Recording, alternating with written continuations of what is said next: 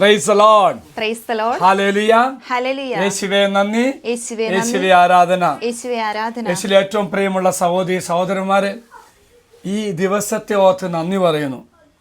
അനുഗ്രഹത്തിൻ്റെ ദിവസമായി മാറട്ടെ എന്ന് പ്രാർത്ഥിക്കുന്നു.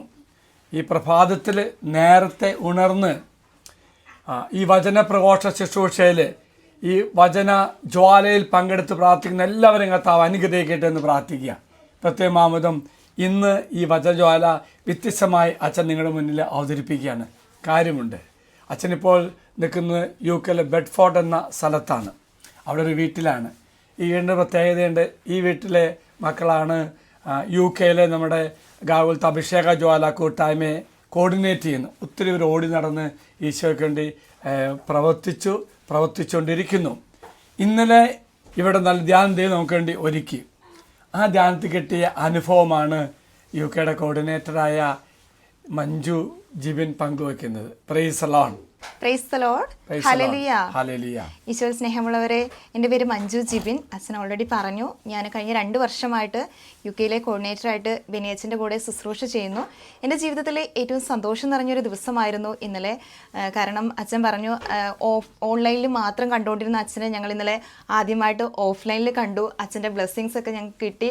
അതുപോലെ തന്നെ എന്താ പറയുക, ശരിക്കും ഒരു കോർഡിനേറ്റർ എന്ന നിലയ്ക്ക് ഒരുപാട് ടെൻഷനുള്ളൊരു ദിവസമായിരുന്നു ഇന്നലെ. കാരണം ഞങ്ങൾ ഒരു അഭിഷേകജ്വാല ധ്യാനം ഓൺലൈനായിട്ട് കൂടിയ ആൾക്കാർ മാത്രമായിട്ട് കൂടാൻ ആഗ്രഹിച്ച ഒരു ശുശ്രൂഷയായിരുന്നു ഇന്നലെ.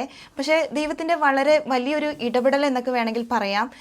ഒരു 10-50 പേരൊക്കെ ഞങ്ങൾ ഓൺലൈൻ ധ്യാനം കൂടിയ ഒരു പ്രതീക്ഷിച്ച സ്ഥലത്ത് ഒരു 250ഓളം പേരായിരുന്നു ഇന്നലെ ആ ഒരു 2 മണിക്കൂറുള്ള ശുശ്രൂഷയ്ക്ക് വേണ്ടി ദൈവം ഒരുക്കിയത്.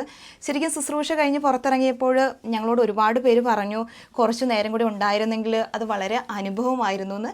ശരിക്കും ഇന്നലെ ആ ധ്യാനം കൂടിയപ്പോൾ എൻ്റെ മനസ്സിലേക്ക് ഏകദേശം +2 കാലഘട്ടത്തിലാണ് ഞാൻ ആദ്യമായിട്ട് ഗാകുൽത്ത ധ്യാന കേന്ദ്രത്തിൽ വരുന്നത്. ആദ്യമായിട്ട് +2 കഴിഞ്ഞ് ഇനി നെക്സ്റ്റ് എന്ത് ചെയ്യണമെന്നുള്ള ഒരു ആശങ്കയിൽ നിൽക്കുമ്പോഴാണ് ആദ്യമായിട്ട് ധ്യാനം കൂടാൻ വരുന്നതും. അവിടെ നിന്നാണ് എന്നെ ബെനിയച്ചൻ നേഴ്സിംഗ് ആണ് നിൻ്റെ നെക്സ്റ്റ് സ്റ്റെപ്പ് എന്ന് പറഞ്ഞ് ബെനിയച്ചനിലൂടെ പരിശുദ്ധാത്മാവ് എനിക്ക് പ്രചോദനം നൽകിയത്. എനിക്ക് അത് കഴിഞ്ഞിട്ട് അന്ന് ആദ്യമായിട്ട് ധ്യാനം കൂടിയപ്പോൾ എനിക്കുണ്ടായ ഒരു അനുഭവം ഞാൻ നിങ്ങളുമായിട്ട് പങ്കുവയ്ക്കാം കേട്ടോ.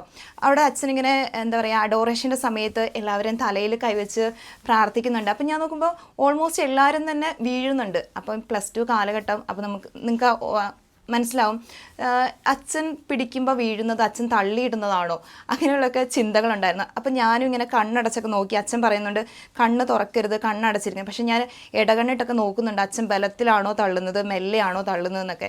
പക്ഷെ അതൊക്കെ കഴിഞ്ഞ് എൻ്റെ അടുത്തെത്തിയപ്പം ഞാനും ഇങ്ങനെ പ്രാർത്ഥിച്ചുകൊണ്ടിരിക്കുമായിരുന്നു. പക്ഷേ കണ്ണൊക്കെ മെല്ലെ തുറന്ന് നോക്കിക്കൊണ്ടിരിപ്പുണ്ടായിരുന്നു എന്താ ചെയ്യുന്നത്. പക്ഷെ അച്ഛൻ കൈ വെച്ചതും ഞാനും മറിഞ്ഞിട്ട് വീണു. അത് കഴിഞ്ഞിട്ട് ഞാൻ അതിനെക്കുറിച്ച് റീതിങ്ക് ചെയ്തു. അപ്പോൾ എനിക്ക് മനസ്സിലായി അച്ഛൻ തള്ളിയതൊന്നുമല്ല. അന്ന് എന്താ പറയുക, അച്ഛനിലൂടെ എനിക്ക് പരിശുദ്ധാത്മാവിൻ്റെ അഭിഷേകം ആദ്യമായിട്ട് എൻ്റെ ശരീരത്തിൽ അല്ല എൻ്റെ ജീവിതത്തിൽ എനിക്ക് അനുഭവപ്പെട്ടു.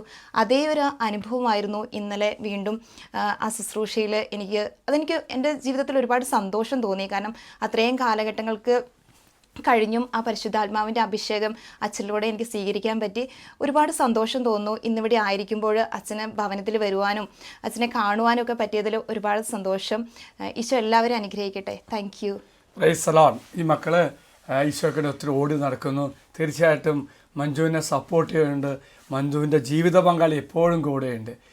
തീർച്ചയായിട്ടും നമുക്ക് ഈ കുടുംബത്തിന് വേണ്ടി പ്രാർത്ഥിക്കുകയും ചെയ്യാം.